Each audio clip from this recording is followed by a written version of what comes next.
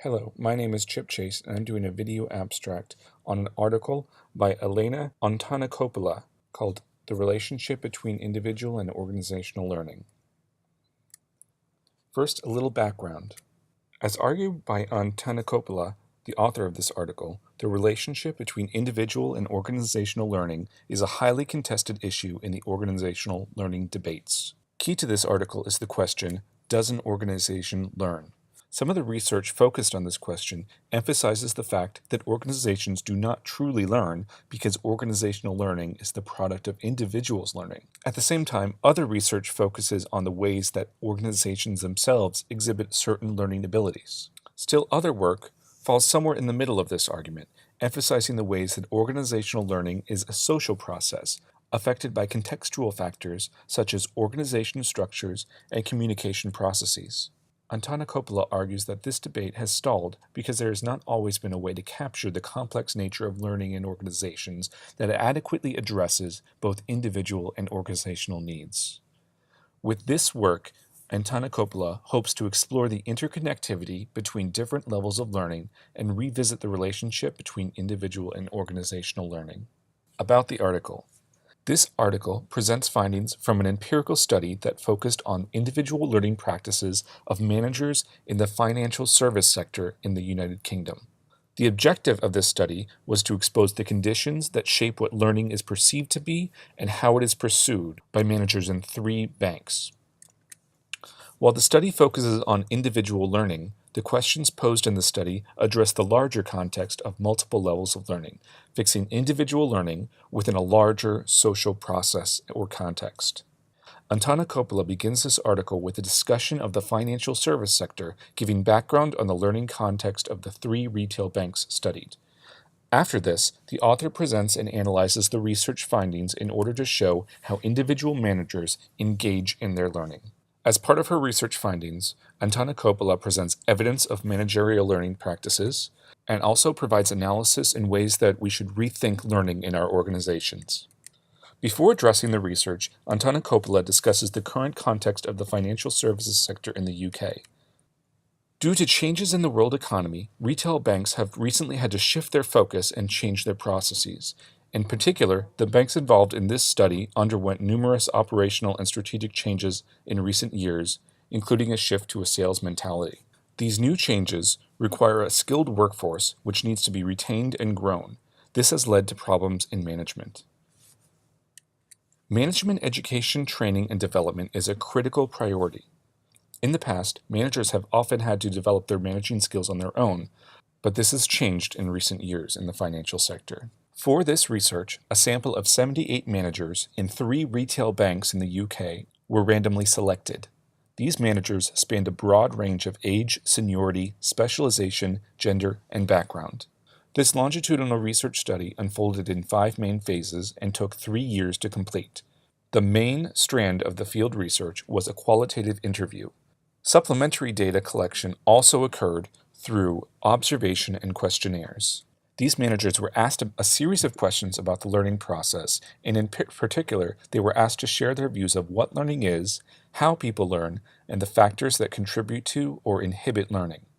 Managers were also asked to share an experience that they constituted an ideal learning situation. One challenge the author mentioned when taking up this study is how to identify learning when you see it. To address this concern, the research was designed to concentrate on the meanings and explanations managers gave for their practices in relation to learning. The nature and approach to learning within the 3 banks. In her research, Antonacopoulou found that there was a consistent view of the learning process across managers from all 3 banks.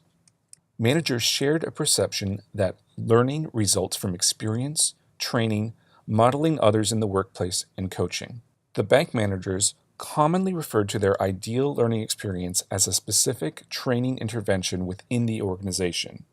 The author suggests that this indicates that managers feel insecure about learning if it is not through training, since this is the format they are most comfortable with. For most banks, a strong teaching culture through formal training is typical.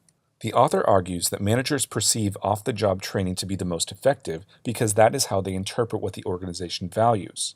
Managerial learning practices reflect the organization's orientation towards learning. The manager's commitment to this process reflects the organizational value that encourages dependency by individuals on the organization's resources. The content of managerial learning. In the study, Antonacopoulou studied managers' individual learning goals longitudinally.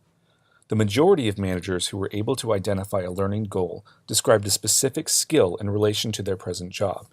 Managers thus valued organizational priorities extremely highly. They mentioned formal training interventions as the ideal way to meet their goals. When asked to explain what influenced their choice of activities in pursuing their learning goals, managers frequently spoke of a matter of preference, a matter of opportunities, and the ease of accessibility. Managers were also asked if their organizations encouraged them to learn. Here there were some varying responses, all of which reflected the organizational context. In the first bank, the responses to this question were inconsistent, with a slight majority saying that they were not expected to learn. Frequently, the managers in this bank said that they did not believe that learning was an organizational priority. While in the second bank, learning was clearly laid out as an expectation. In order to remain a relevant employee at that bank, learning was a requirement. In the third bank, learning was not viewed as an expectation, but rather as a personal sense of empowerment. In this bank, a sense of personal development is key to meeting organizational needs. Antonacopoulou argues that in organizations where encouragement to learn is genuine, managers are more likely to be self-reliant. Learning managers are more likely to seek to learn because learning is meaningful to them. As a counterpoint, in organizations where managers just learn to satisfy requirements, they are merely following rules in a political game. Rethinking learning in organizations. The assumption of these banks is that individual learning will lead to organizational learning. Antonacopoulou breaks down the finding of her research in three areas: the context of learning, politics of learning at work, and the institutional identity of learning. First, the context of learning. Antonacopoulou's findings show that there is a direct influence of the organization on the individual's perception of learning, including what learning is, how they should learn, and whether or not it is meaningful. Individual learning is shaped by the organizational context in which it takes place. Managerial learning is more complex since the context extends to the national and industry-specific levels. Bank managers' learning is a product of a wider social context at the national level, as seen by Figure 2 on the right. The politics of learning at work. Learning structures define the scope of learning practices. Because there was an expectation of formal training at many of these banks, managers made limited learning choices and focused on this option. Individuals and organizations are affected to learn in culturally acceptable ways at these banks, typically through training courses. Antonacopoulou argues that one could question whether the politics of learning are truly about the acquisition of knowledge or as a form of control. In the example of these three banks, she argues that because of the boundaries for formal training, there is a limit to human agency in the process of learning.